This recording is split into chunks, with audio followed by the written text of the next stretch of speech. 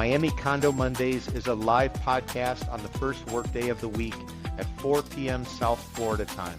The program features former journalist and current Wall Street consultant Peter Zaleski of the Miami Condo Investing Club and former lender and veteran condo broker Jenny Huertas of CVRRealty.com.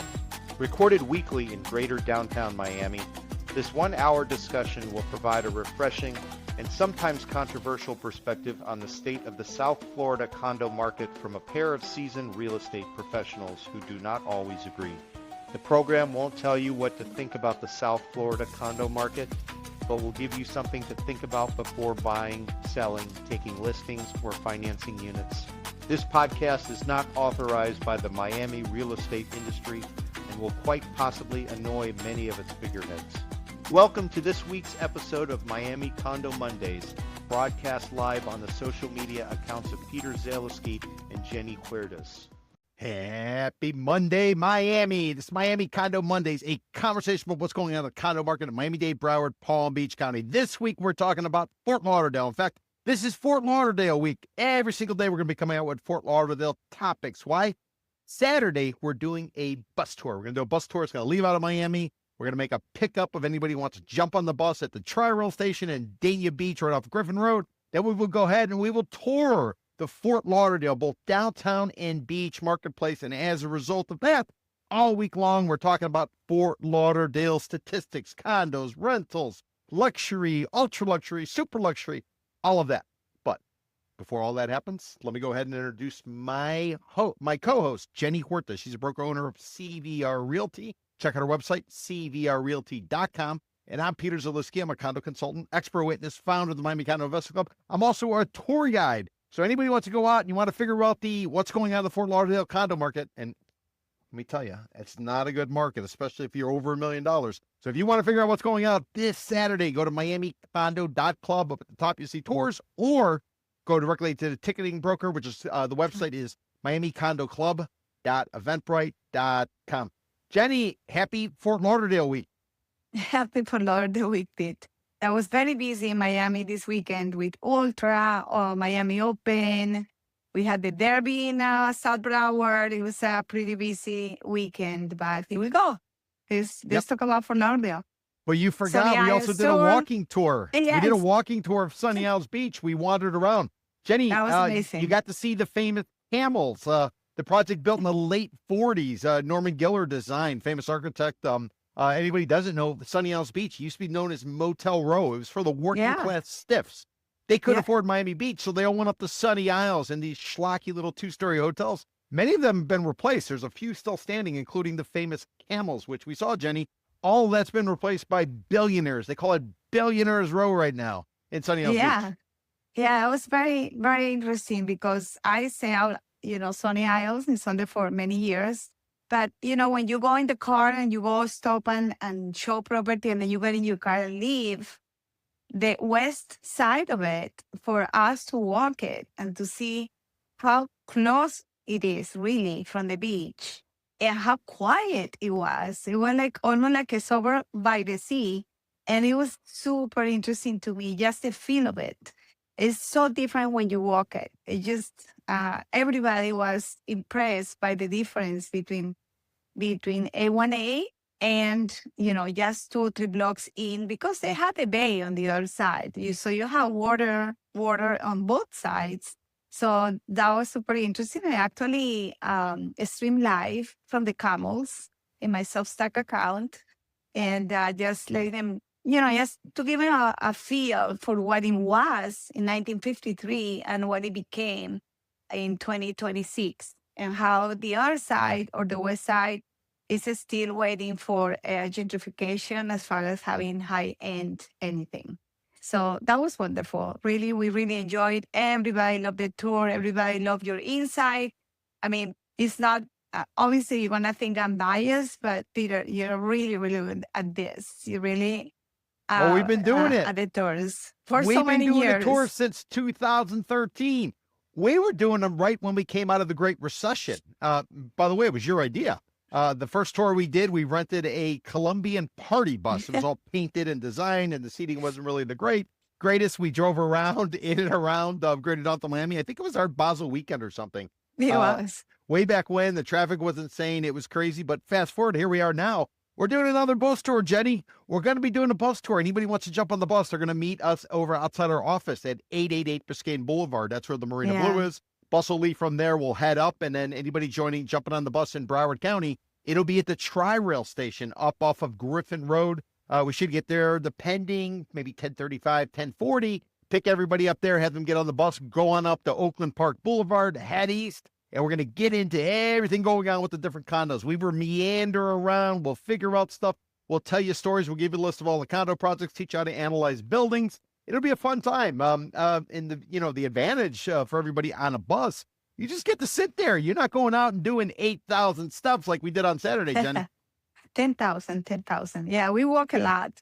But yeah, everybody that is listening to us and watching this video or afterwards should take the opportunity, because we don't do it often anymore. So it's just a once in a while opportunity, and it's the best way to learn the market. When it's in a bus, you cover more of it because you just simply can move faster. But the stats are incredible. The insight, the history. Peter has a hard drive. I don't know if those hard drives still exist, but it's like a huge, it has an incredible memory.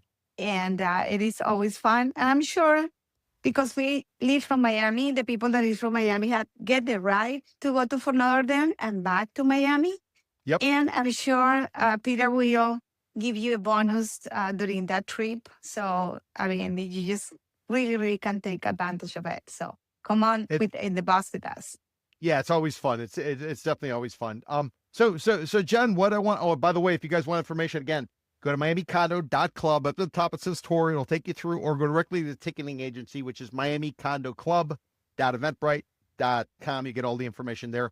Jenny, after this tour, we only have 4 more left in the winter buying season. We're down to ballpark, 30-something days in the winter buying season. Remember, everybody, winter buying season goes from November through April. This is the time people come to town for an event. They come here for vacation. Maybe they come here to go on a cruise. While they're here, they fall in love with it. They start shopping for a condo. Inevitably, if they do find a place they're gonna like, it's going to take them 30 days to close, or possibly 60 days with due diligence and financing, which means a lot of the deals end up closing in the first few months of the summer buying season, which is May through October. So, Jen, these next 30-something days, after that, if you're a seller, you're going into a period where, people aren't going to be thinking about South Florida. They're going to be thinking about the Hamptons. They're thinking about Europe. They're thinking about Canada. They're thinking about elsewhere. They're not thinking about coming down to Miami, where you got the heat, you got the humidity, and you got the hurricane warnings beginning as soon as June. So this is really that window. So any seller on their way out, they haven't been listening to what we've been telling them, feel tough for them. But if you're a buyer, you are going right into a stretch run, which is probably going to be very interesting. And that's sort of the overview as we kind of drill down to the Fort Lauderdale numbers. Jenny, am I missing anything about that overall in terms of setting the scene and the curtain raiser, if you will? No, it's perfect. I think we're going to be busier in the summer than normally because people were waiting and see what happens. We have a lot of different aspects of what is happening in the world, in the economy and everything. And it also affects our market big time as far as the people holding off in their decisions. Say, should I do it or should I don't? But the more you wait, it's bad for the sellers and it's an opportunity for the buyers. And if you're a cash buyer, you don't have to worry about rates or anything like that. Even if you need a loan, rates come and go. It's not the problem. You can always refi or whatever it is. So there will be chances for buyers. I'm excited because I do represent sellers on the way out when they buy from me originally. And I really advise them at the time they do that, try to go on the lowest possible asking price if they want to move it fast or with the best negotiation points. Yeah, like paying, special assistance that are set. And for buyers, just get ready financially. So when we find the opportunity, you can move in. That's right. And that's one of the reasons for the tour. Maybe you're a DIY or you want to do it on your own. We'll teach you how to analyze condo projects. We always say you find a building first. Once you find a building, make sure it meets all your need and it doesn't have the restrictions that you necessarily a lot of people get jammed up on. Then you start looking for units. Too many people are chasing cats. They're herding cats. They're going from this building, that building, that building, this building. And by the time they find a building they go into contract with, they start doing their due diligence. They figure out it doesn't work. So we suggest doing it the opposite way. And that's kind of what the tours are all about. You know, Jenny, you were talking about some of those topics. You're talking about mortgage rates and stuff. So let's go back 5 weeks ago, a little bit more than roughly 5 weeks ago, February the 27th, mortgage rates 30-year fixed came in at 5.99 after hovering in the sixes and as high as in the sevens for a long period of time. And as everybody knows, as interest rates go up, housing goes down. As interest rates come down, housing goes up. So we hit 5.99. A lot of people were excited the following day. Coincidentally, United States and Israel attack Iran. And as a result of that, we got fuel prices going up. There's all kinds of concerns about inflation. There's all kinds of concerns about the global economy. There's supply chain issues once again. And I'm taking a look at 30-year fixed rate mortgages right now. You know what they're coming in at? 6.55. We were 5.99. Now we're 6.55. And every time there's a click up in the mortgage rates, that simply means that's less buying power for you because you can only spend so much that you can spend. Bank's going to figure it all out. Your lender's going to figure it all out. So the higher the mortgage rate is, effectively your monthly payment, instead of going towards real estate, it's got to go towards interest. And this sort of becomes an issue for people. You know, and then in addition to that, the 10-year treasury rate. This is a rate that pretty much affects everybody's interest on whether it's car loan, it's a mortgage, it's a credit card, whatever. That thing is up to, let me see, 4.35, I think is what I just saw. Let me just refer to it really quickly. 4.35, it's coming in again. It was dipping. It was on its way down. So, you know, this move 5 weeks ago against Iran financially, well, I don't have a car, so I'm sure it's going to impact me some way, but it's definitely impacting everybody on the interest rate side. So what does that mean? That means if you're a buyer, you can't afford as much, which means what? If you're a seller, that buyer coming in and needs financing, they're not going to be able to pay you what you want. So now you need to rethink your entire scenario going in. Do you not, Jenny? Yeah, exactly. So if the interest rates are high, they said I had to go down in the price. It's no way that, you know, it works otherwise. The other, you know, there are other ways to do it, you know, like ARMs, they are ARM, because I saw a lot of programs now, you know, for short term, you have a very good rate and then you have to refi anyway. Yep. So there's way to do it, but there has to make sense because, you know, you need the financing, the numbers and the ratio have to work. Otherwise, you won't be able to obtain that loan. So sellers have to take that in consideration. And right now I have a client that is listing his property and I told him, go for the lower price, pay the special assessment if you don't want that place to stay long in the market, vacant. And you know, and that's ultimately what it was. Let's take everybody back before we get into Fort Lauderdale numbers. We're going to drill down into them, everybody. And as a little precursor, I will tell you, if you look at the overall Fort Lauderdale, downtown Fort Lauderdale and beach condo market, and by the way, that's going to go from Oakland Park Boulevard south to State Road 84 or Marina Mile. Then it'll be Atlantic Ocean West, Interstate 95. You take a look at that market, Jen, coming in ballpark 14 months of supply. But as you drill down, what you find is everything over $1 million, dead in the water, a distressed condo market, $1 million or more. So what's trading? What's the only thing trading? Less than $1 million in the most of it is south of 600 grand. That's the market. Anybody north of 600 grand at Fort Lauderdale, it's not looking good, especially at this point. And then as we get into the summer, now the only people playing the game are probably going to be those that are data driven. They're going to understand the market and they're going in there with cash. Remember, financing's coming in. What did we say? 6.55.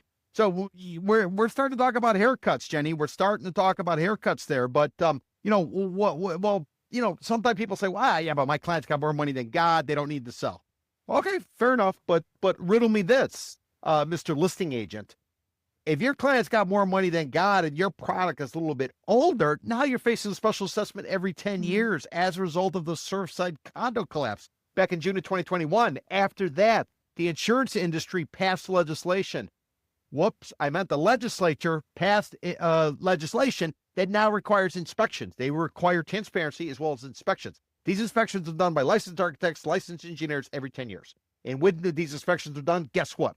Special assessments come down the pike. Buildings at 30 years old or older, they're getting hit with something called a milestone inspection. It's a deep dive into the state of the building from a life safety perspective. They look at all kinds of things, and inevitably, it means a special assessment. Our figures, our guesstimates, our estimates, 25 grand if that building's up to 4 stories, 65 grand if it's between 5 and 14 stories, and $100,000 north of 15 stories tall. And up until this year, you didn't necessarily have to put the money aside. Now, 2026, you got to start funding that. And what do you fund? You fund based on the inspection that was done by the licensed architect, licensed engineer. The association's got to figure out a way to pay for it. Doesn't matter if it's a loan. Remember, mortgage rates are 6.55%. You go in for a loan to fix this stuff, you're talking north of 9%, which is expensive money. The alternative is you hit everybody with special assessment. They got a year to pay. They don't pay, you foreclose them out. So suddenly people are like, oh my gosh, I got affordability issue. I got rising gas, just hit $3.99 a gallon in the United States. And now I got to deal with all of this drama with this, what we call the Florida Condo Association financial cliff, which is you live in a building, everything starts crumbling around you. Some people stop paying. Therefore, you have to pay more to carry the burden, and or they cut services. And it just becomes, potentially a situation where 4 deals in a building reprice the entire building. A commercial real estate appraiser told me. So Jen, that's kind of the reason. You might have more money than God, but that doesn't mean you want to piss it away on something where, prices are falling. Yes, real estate is so timing sensitive and circumstances sensitive. So it's a lot of like balancing act. And sometimes like smart investors, they know how to lose when they have to lose. They say, you know what, I'm going to lose $50,000 here, but I'm going to recuperate in another investment. So they're more, they don't have this, they don't feel anxious like most people, regular people do, because those things that you're telling me right now, it's causing me to feel anxious. And I'm not in the situation. Seriously. Yeah, but then we got 30-something days to find a buyer if you're a seller, because May is heat, humidity, hurricane warnings, which begin in June with hurricane season. So that's why you're making them feeling even more anxious. And, but they're firm on their price. They're firm on their price. They're like, wow, my kid's on the honor roll. My other kid's great at soccer. My significant other's good looking. I got the best job. My car is the best. Then you have that religious moment where you're like, oh, maybe this isn't necessarily going to play out the way I thought it did. Yeah. Sometimes their circumstances are different. Sometimes it's their own place where they live and, they don't have other, avenues to go somewhere else for less money. So it's a lot of different circumstances why a seller would not sell. So me as a buyer agent, the first question for a listing that my buyer is going to be interested in to the seller's agent is, why is he selling or why is she selling? What they're probably not going to tell you, whatever they tell you is probably going to be, I don't know how accurate it's going to be.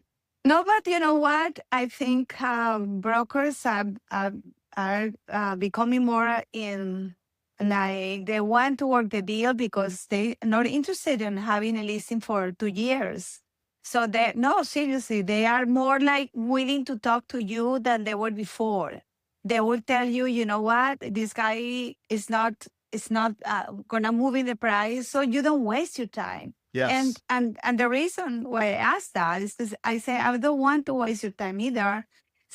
Offering you $50,000 less than the price in a $600,000 listing, because it's probably not going to work when we're going to do that. So you have to get proactive in the communication that you have with your other brokers that you work with, and that's part of it. And it's all negotiable.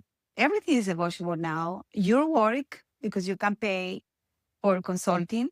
More and more, you're going to see a lot of that working as an advisor. Or you can negotiate, they call it now, the customer can negotiate anything, the price, the commissions, and everything else. So I'll tell you what's not negotiable is our boundaries for the Fort Lauderdale beach area. Downtown Fort Lauderdale beach area. So let me go ahead. I'm going to pull up a map, Jen. I want everybody to get a sense of it. Now we're gonna dive into the data. So let me pull up this map. Bear with me 1 second. Yeah, Fort Lauderdale is always interesting. It's the most important condo market, I would argue, in all of Broward County. It's right up there. Hollywood Helena is a real strong market. Pompano Beach somewhat, but primarily Fort Lauderdale is the one that kind of gets things going. So let me pull this up. There we go. Fine. I'm not gonna use satellite, John. I'm gonna use the regular like graphic or image. Okay, there we go. Here Okay. comes the map, so everybody can get a sense of what we're talking about. Here's the map. There it is. All right, Jenny, we are looking at Fort Lauderdale. Give people a sense of where we're talking. You got Miami. You got Boca Raton. This is West Palm Beach in Mar-a-Lago, which is right over there. We'll get into Boca, and then we run into Fort Lauderdale. Fort Lauderdale is kind of located right in the middle, and it'll be above Dania Beach, and it'll be below, well, yeah, let's just say it's going to be below Pompano, below that Pompano area. So, Jen, for our boundaries, all the numbers we're going to be talking about right now, it's going to go from State Road 84, okay? So that's going to be effectively this road. See how the boundary kind of separates? I don't know how well you can see this because you're on a phone. Let me see if I can bump this up a little bit. Yeah, so I can see we're it. effectively going from, where's State Road 84? There it is. This is State Road 84. So it's going to be just north, effectively, of what you got with the airport. So it'll be north. Well, is that it? State Road 24. Yeah, no, it'll be about here. We'll continue it all the way through. Then it's going to go up to here, which is Oakland Park Boulevard. There's Oakland Park Boulevard. So we got, this is the northern boundary. Then we're going to have Interstate 95, and we're going to have the Atlantic. So there's a good glimpse of it. Basically, it's going to be this. That's what we're looking at. It's going to connect a lot of the dots. The real popular place is obviously going to be Fort Lauderdale Beach. That's a place a lot of people know. You get in and around the Finger Islands, which is right off of Los Olas Boulevard. Downtown Fort Lauderdale's got some stuff sort of going on both sides of the river. Then we got Flagler Village, which will be over here. Used to be, originally it was all a lot of rentals. Now you're starting to get some condos in there. You're getting some other development going on there. So this is the area we're going to be talking about, everybody. Again, east of Interstate 95. Generally speaking, Fort Lauderdale market is an attractive market. I'd say a lot of people who tend to buy there are going to probably be coming from the northeast, but mostly New England-esque. A lot of New Yorkers tend to come to Miami. A lot of Bostonites or Bostoners or whatever the term is, they're going to go to primarily Fort Lauderdale area is what I've seen over the course of my time. What would you sort of say to that, John? Yeah, I agree. It's just the vibe is like that when you go there. A lot of Irish bars. Yeah. A lot of Irish bars. You got South African. You got all kinds of stuff there. Yeah, just giving everybody kind of a glimpse. A lot of these islands, everybody, these are all man-made. This is all dredged. This is dredging. That was something that was very popular in the beginning part of the 20th century. They dredged the hell out of everything. It wasn't just naturally occurring, if you will. So, Los Olas is going to be, here's 17th Street Causeway. This will be the southernmost entrance when you're coming into the beach. This is where you'll get some condos, which are located right on the inlet. This is where the cruise ships come in, as well as the cargo ships, because you got Port Everglades over there. Remember, Port Everglades is about 3 to 4 times bigger than the Port of Miami. And in all reality, they ought to run all cruises out of Miami, and they ought to run all cargo out of Port Everglades, which is the name of Broward County's port, but they don't. So, but that's kind of a general idea. There'll be a lot of condos in here, everybody. These condos are going to tend to be 4 and 5 stories tall buildings, but they're going to be laid out pretty much like a house. So it'll kind of be flow through. It'll take you from maybe from one side of the water over to the road, and then you kind of get that view. And the target market is a lot of people who live in houses. They want to give it up. They want the latest technology. They want a central location. So that's how this stuff was sold. When you get into downtown Fort Lauderdale, you're talking more of the urban lifestyle, more so you can walk, kind of aspiring to be maybe like a Brickell. I don't think they'd say aspiring to be a Brickell, more of an urban type of area. And then over here, we got US 1 or Federal down in Miami-Dade County. They call it Biscayne Boulevard. Up here, they call it Federal. And then you're going to get into what is Flagler Village, which will all be located in and around here. Then we run up to Sunrise. This is where the Galleria Mall is. You're going to get some condo hotels over here.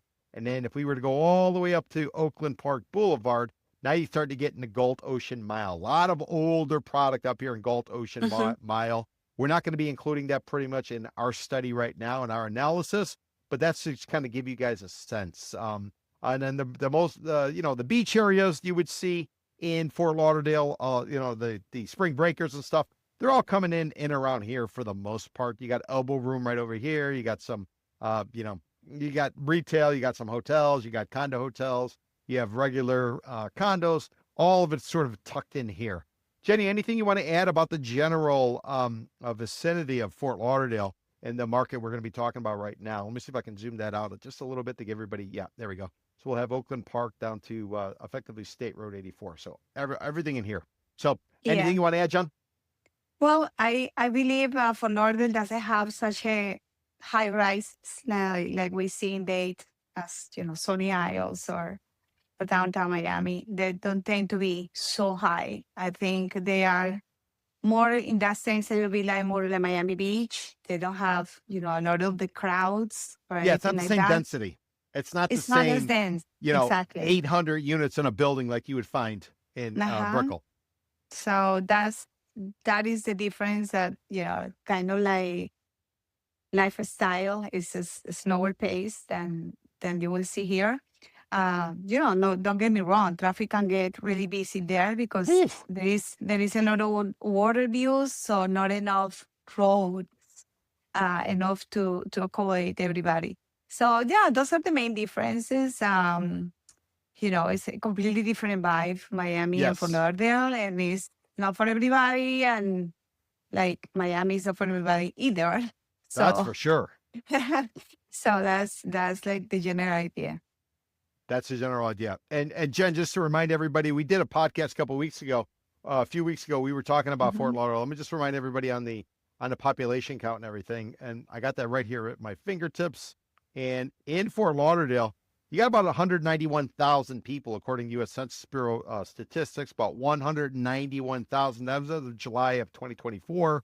And when you look at the breakdown of the population, basically you have about 17% under the age of 18 and about 20% over the age of 65 in Fort Lauderdale. And then if we look at foreign born, it's going to represent about 27% of the population of Fort Lauderdale. It's going to be foreign born. You come down to Miami, it's going to be 70% or so. Miami-Dade County is going to be north of 50%.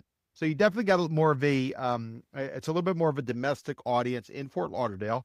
And like you had mentioned, a lot of the people that are in Fort Lauderdale, especially in that area, you're going to see a lot of Irish bars, South African bars. If you go out west, you're going to run into all the West Indians. I'm always talking about the Cricket Yard and Cricket Oval that's over there, and some of the different restaurant stuff. But it is a different vibe than what you're going to find in Miami.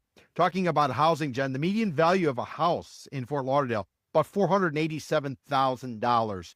54% of Fort Lauderdale is of the residents own their own homes. 54%. So you do have a lot of renters. So if somebody's an investor and they're coming down here, chances are you might have a rental pool to tap into. They say the median gross rent is about $1,900 a month, according to the census. But we're going to give you real data. We'll give you updated data. And then finally, let me see if there's anything else I wanted to throw out here in terms of Fort Lauderdale coming from the Census Bureau data. The land and area and square miles, about 35 square miles of land for the city of Fort Lauderdale. And then the population per square mile is coming in at about 5,300 people per square mile. I think when we did Sunny Isles Beach, it was somewhere like 8,000 or something. I'm going to look that up real quick. But Jenny, 5,000 people per square mile in Fort Lauderdale. And then the numbers, coming in at, what did I say, 490 grand or so for a home, and 54% of the people are owner occupied. Yeah, I'm sorry, $487,000 for a property, and then the owner occupied is 54%. Yeah, the other difference that I see in that market and this one is like Miami is real melting pot, where you can see, for example, in one block in any given area, Miami Beach or Brickell or whatever, you can see a business from different parts. Yes. Fort Lauderdale remind me of the United States, more like it's more like self contained. For example, you have the Jamaican area, then you have the Irish bars, and then it's more like the regular United States city, as opposed to Miami, that is a melting pot. Got it. And by the way, I looked up Sunny Isles. Sunny Isles got 22,000 people per mile. Because even though the stretch of Sunny Isles is about 2.5 miles long, actual land area is only coming in a little bit over a mile of dirt. So as a result of that, 22,000 people there. So it's Fort Lauderdale still got some space. It's still relatively comfortable, I think, for a lot of people to be able to go in there. You're not going to get the same high density. You'll get more setbacks. You'll have it's not as overwhelming as maybe you would find in, like, say, Edgewater, which is in greater downtown Miami, or maybe like Sunny House Beach or something like that.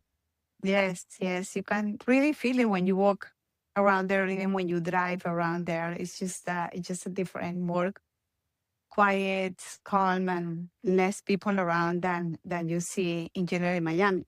So people like that are looking for that. So they will Yes. probably move from Miami, going north, or other people that they retire, but they still love the energy of the city. They want to come to Recon. So we can switch back and forth. Yep. Makes sense. Jen, what we're going to do now is we're going to get in the big picture about the Fort Lauderdale market. The data was pulled today. We'll lay out what's going on overall condos. Then we'll take a look at vintage. Remember that, everybody, those are the units that you at least 30 years or more. They're the ones under greater scrutiny. They're the ones that have the big special assessments typically associated with them. But remember, if you buy into a condo, you need to know what year it came online, because there are going to be inspections based on that. And if for some reason you're going into a condo and you got yourself a great deal and you think you're smarter than the seller, that seller might know a special assessment's coming out. Because remember, they do these inspections though every 10 years. That seller might realize, hey, listen, let me get out early. Maybe I'll find somebody who doesn't know any better. And then when a special assessment comes, they get stuck with it rather than me being the seller. So these are things you need to keep in mind, everybody, when you're kind of playing the game. So these older buildings are called vintage, remember, 30 years or more. So Jen, I'm pulling up the data. We're going to take a look at what's going on in the overall market, and then we'll start to drill down into it. And then we're going to wind down talking about what is going on pricing wise in terms of the market. And Jen, guess what? We got arbitrage going on. We got some markets that where it's a higher price per unit, but the price per square foot is less. So there's no functionality any of these prices. This to me screams out emotional sellers. Screams out to me that maybe a couple bought a place and their significant other told them, no, you're paying too much. And they said, no, we're going to be fine. And now they're looking to sell and the market's not there. So they're still asking a price that isn't even within reality. And we're seeing all of this crazy pricing, kind of like when I pull up condo data, when condo buildings first come online and I'm finding like crazy pricing. That's what's going on in the Fort Lauderdale condo market right now. There is not necessarily a logic to it. It's all across the board. And that to me suggests that everybody has their own idea what the market's like. Remember, some people think their kids are on the honor roll and they're good at soccer. Other people think that, not so much. And that's kind of the mismatch. This is the price discovery. This is the R&D. This is everything that's playing out right now as we come to the end of the winter buying season.